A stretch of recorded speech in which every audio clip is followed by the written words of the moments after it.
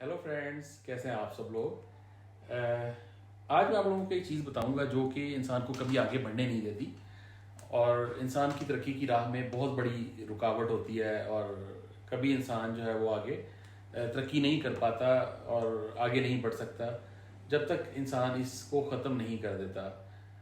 तो वो चीज़ है इंसान की ईगो। जो इंसान की ईगो होती है वो उसको कभी आगे बढ़ने नहीं देती। वो इंसान को इस तरह पकड़ के रखती है और कि वो आगे बढ़ ही नहीं पाता और सोचता है कि वो भले किसी सेटिंग में भी हो, कि किसी भी प्रोफेशन में हो, बिजनेस में हो या किसी भी लेवल पे काम कर रहा हो, तो वो जो ईगो है वो इंसान को आगे बढ़ने नहीं देती।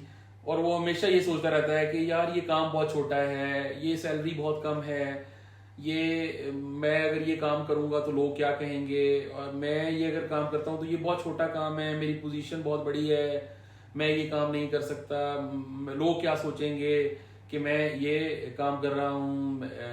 और वो अपनी ईगो को के ऊपर काबू नहीं पाता। याद रखें कि अगर आपने आगे बढ़ना है जिंदगी में, अगर आपने आगे बढ़ना है तो आपको अपनी ईगो को खत्म करना पड़ेगा। कोई भी काम, कोई भी सैलरी, कोई भी जो बिजनेस, कोई भी चीज है वो छोटी नहीं होती।